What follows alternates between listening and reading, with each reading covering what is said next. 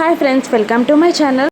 జయదేవ్ నందన్ డల్గా కూర్చోగా లక్ష్మి వెళ్ళి ఏమైంది మామయ్య అని అడుగుతుండగా, ఇంకేం కావాలమ్మా, ఈ ఇంటి మహాలక్ష్మిని పని మనిషిగా చేశారు అంటూ తన బాధనంతా చెప్తూ ఉంటాడు జయదేవ్ నందన్ లక్ష్మికి. ఇక లక్ష్మి అటువంటిదేం లేదు మామయ్య గారు, నేను బాగానే ఉన్నాను, నేను ఇదంతా చూసుకుంటాను, ఆ మనీషా డ్రామాలన్నీ నేను బయట పెడతాను మామయ్య గారు, మీరు నిశ్చింతగా ఉండండి అని లక్ష్మి జయదేవ్ నందన్కి ధైర్యం చెప్పి అక్కడి నుండి పంపించేస్తుంది. ఇక మరోవైపు మిత్ర ఆఫీస్ వర్క్ చేసుకుంటూ ఉండగా మనీషా జ్యూస్ గ్లాస్ని పట్టుకొని అక్కడికి వెళ్తుంది. ఇక మిత్రకి జ్యూస్ అందిస్తూ ఉండగా, వద్దు నువ్వు తాగేయి అని అంటూ ఉంటాడు మిత్ర. ఇక చేసేది లేక ఆ జ్యూస్ అంతా తనే తాగుతూ ఉంటుంది. ఇక అప్పుడే మిత్ర వర్క్ చేసుకోవడం గమనించిన మనీషా ఎలాగైనా ఈ వర్క్ అంతా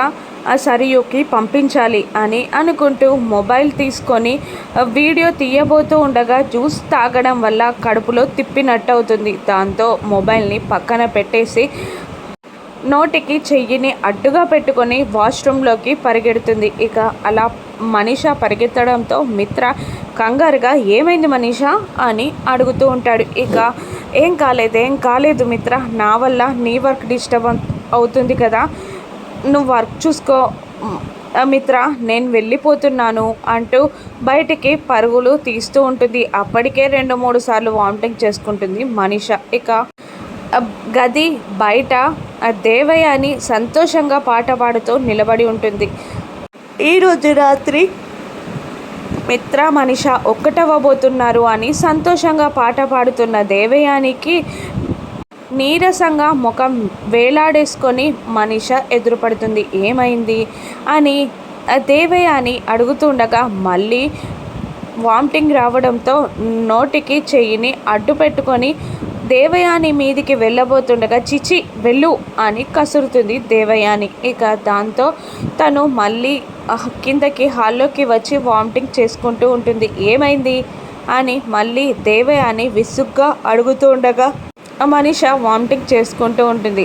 నువ్వు ఇటువంటి దాన్ని అనుకోలేదు, నేను అసలు మిత్రాన్ని సీరియస్గా ప్రేమిస్తున్నాను అని చెప్తే నిజమేమో అనుకున్నాను, నువ్వు ప్రెగ్నెన్సీ డ్రామా ఆడితే కూడా నేను నీకు అడ్డు చెప్పలేదు, కానీ నువ్వు వేరే వాడిని తగులుకొని దానివల్ల ప్రెగ్నెన్సీ తెచ్చుకొని ఇలా వాంతులు చేసుకుంటున్నావంటే అది దేవే అని మనీషా గురించి చీప్గా మాట్లాడగానే ఆపండి ఆంటీ అని అంటూ మళ్ళీ వామిటింగ్ చేసుకొని వచ్చి నేను ప్రెగ్నెంట్ అవ్వడం వల్ల కాదు ఈ వాంతులు అంటూ ఇంతకుముందు జరిగిందంతా చెప్పేస్తుంది మనీషా దేవయానికి. లక్ష్మిని జ్యూస్ చేసి ఇవ్వమంటే అందులో ఏదో కలిపిచ్చేసింది, అందుకే నాకు అప్పటి నుండి వాంతులు అవుతున్నాయి అని మనీషా చెప్పగానే ఇప్పుడే చెప్తాగు దాని సంగతి అని అంటూ అందరినీ హాల్లోకి పిలుస్తుంది దేవయాని. అరవింద, మిత్ర, జయదేవ్ నందన్, జాను, వివేక్, లక్ష్మి అందరూ హాల్లోకి చేరుతారు. ఇక మనీషా తన కంప్లైంట్ ఇవ్వడం స్టార్ట్ చేస్తుంది.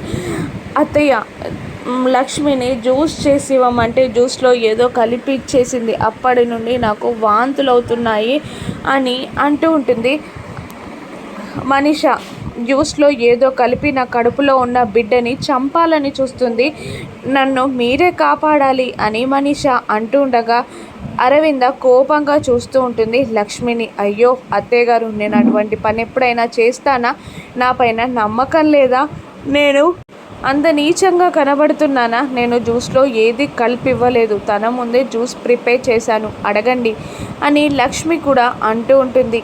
ఇంకా అరవింద కన్ఫ్యూజ్గా మనీషాని చూస్తూ ఉండగా, అవును నీకు వాంతులే అవుతున్నాయా, ఇంకేమన్నా అవుతుందా అని లక్ష్మి అడగ్గా, ఇంకేమీ లేదు, వాంతులు ఆగట్లేదు అని మనీషా చెప్తూ ఉంటుంది.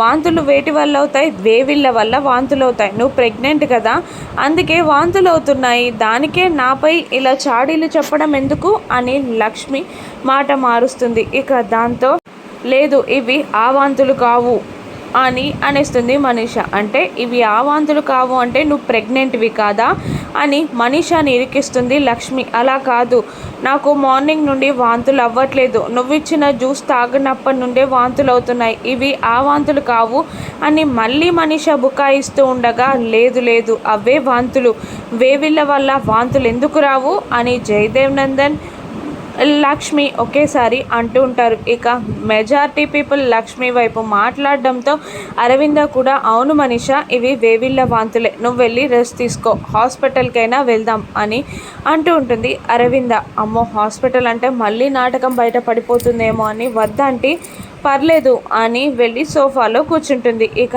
అందరూ అక్కడ నుండి పైకి వెళ్ళిపోతారు. ఇక మనీష మళ్ళీ వామిటింగ్ చేసుకొని నీరసంగా సోఫాలో కూలబడిపోతుంది. ఇక లక్ష్మి పైనుండి కిందికి దిగి వస్తూ ఉంటుంది. వామిటింగ్ చేయడానికి వెళ్తున్న మనీష కళ్ళు తిరిగి అప్పుడే అక్కడికి వచ్చిన లక్ష్మి కాళ్ళ దగ్గర పడిపోతుంది.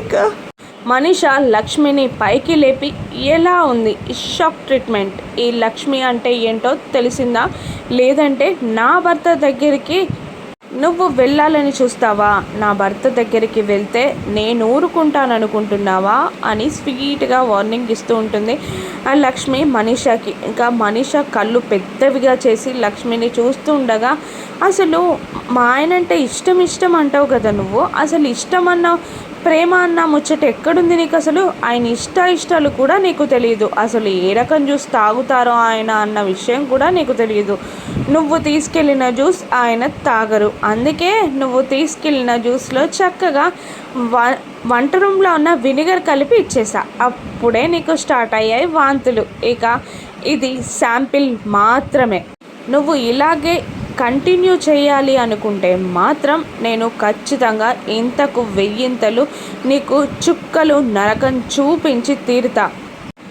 నువ్వు ప్రెగ్నెంట్ అని అందరినీ కష్టపెడుతున్నావు కదా, ఇప్పుడు నీకు ప్రెగ్నెన్సీ వల్లే నరకం అంటే ఏంటో ఎలా ఉంటుందో చూపిస్తా అంటూ మనీషకి లక్ష్మి ఛాలెంజ్ చేస్తుంది. ఇక మనీష ఆడుతున్న నాటకాన్ని లక్ష్మి పూర్తిగా ఏ విధంగా బయటపడుతుందో రానున్న ఎపిసోడ్స్లో చూద్దాం. Thank you for watching.